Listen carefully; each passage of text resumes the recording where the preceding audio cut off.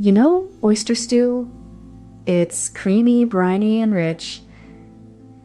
But did you know it once came out of the oven? Yes, really. This dish has a strange, fiery origin that's almost as bold as its flavor.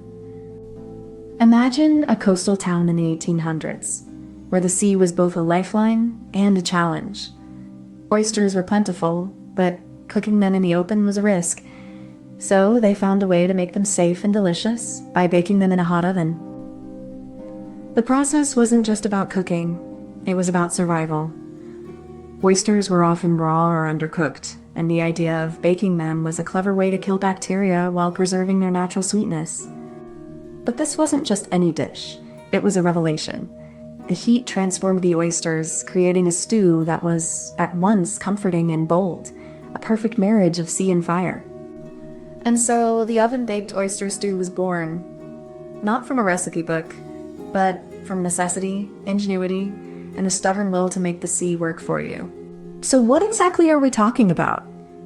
It's a dish that starts with the ocean, ends on your plate, and somehow finds its way into the oven. Oyster stew isn't just a soup. It's a labor of love, cooked with care and a dash of history. At its core, it's a simple combination of oysters, broth, and a few key ingredients. But what makes it special is how it's cooked.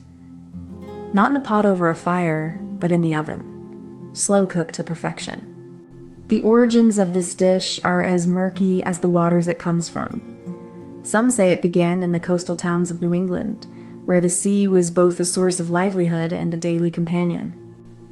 Others trace its roots to the French, who brought their love of seafood and their techniques to the Americas. But no matter where it started, it evolved into something uniquely American and uniquely comforting. So when we talk about oven-baked oyster stew, we're not just talking about a dish. We're talking about a tradition, a taste of home, and a connection to the land and sea that feeds us.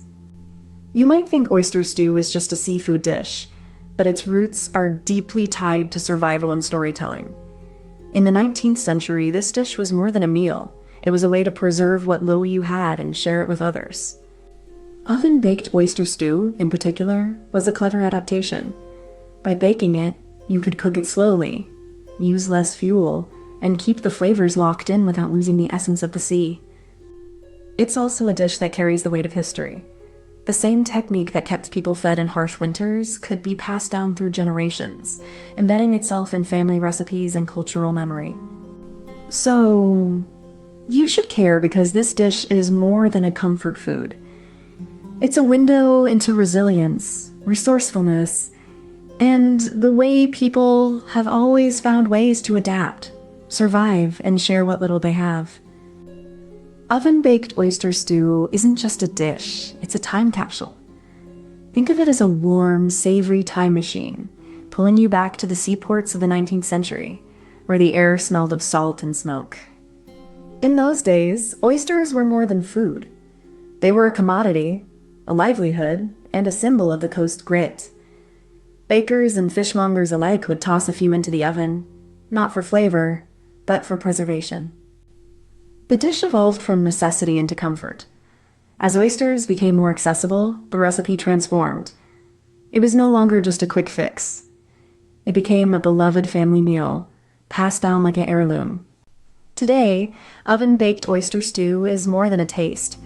It's a connection to a time when the sea ruled the table, and every bite told a story of survival and sustenance. Imagine a cold winter day, and you're in a cozy kitchen with a big oven. The smell of warm bread and seafood fills the air. You're making a dish that's both comforting and surprising. Oyster stew isn't just soup. It's like a warm hug in a bowl. It started as a way to use fresh seafood and leftover bread, making something tasty out of simple things. People in the past didn't have fancy gadgets, so they used what they had. Bread, seafood, and heat made a dish that was both practical and delicious. Even today, this dish shows how creativity can turn simple ingredients into something special. It's a story of comfort, resourcefulness, and taste. To begin, we set up the cast iron oven. its dark surface glowing faintly in the early morning light. The kitchen is quiet, save for the occasional creak of the floorboards and the scent of wood smoke drifting in through the window. Inside the oven, we place a heavy cast iron pot, its rim just barely touching the bottom. The pot is already preheated, as the first step is to ensure even heat distribution from the start. We then add a layer of butter, its golden color reflecting the light like a soft flame. This is the base, the beginning of a slow and steady transformation. The butter is followed by finely chopped onions, their translucent layers releasing a sweet aroma that lingers in the air like a promise of warmth. Finally, we add a small amount of flour, a touch that will bind the ingredients together and create a rich, thick base that will hold the oysters in their flavors. Now, the real magic begins, when the oven's heat starts to coax out the flavors from the shellfish and aromatics. The steam rises thick and rich as the dish begins to transform. As the heat settles, the proteins in the oysters begin to denature, releasing their natural umami into the broth. It's a slow, silent alchemy that turns simple ingredients into something deeply savory. The browning of the onions and garlic deepens the complexity, creating a caramelized base that anchors the entire dish. It's the foundation of every great stew. The heat also reduces the moisture in the stew, concentrating the flavors and creating a rich, velvety texture. It's the difference between a simple soup and a true stew. And there it is. Oven-baked oyster stew, a dish where heat and time combine to unlock the essence of the sea, cooked with patience and care. Now comes the clever twist, the moment that transforms this humble dish into something truly remarkable. The key lies in the way the oysters are handled before they enter the oven. Instead of being cooked in a stew, the oysters are first steamed in their own shells over a bed of herbs and garlic.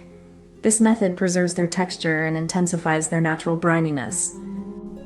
Once steamed, they're gently transferred to the oven, where they finish cooking in a creamy broth that simmers below. This final step gives the dish its signature depth and richness. This method, born of necessity and ingenuity, highlights the oyster's natural flavors while creating a dish that feels both refined and comforting. It's a testament to the resourcefulness of coastal communities, turning what was once a simple dish into a celebration of place, season, and skill. The science of oyster stew is all about how the oven transforms the humble shellfish into something rich and comforting. Heat, time, and moisture work in harmony to break down proteins and release natural flavors.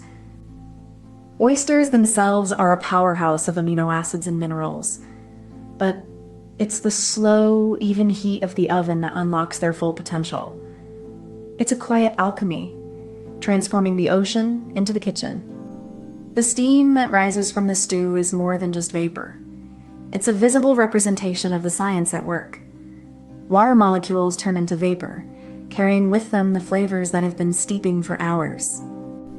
Even the texture of the stew is a result of this process.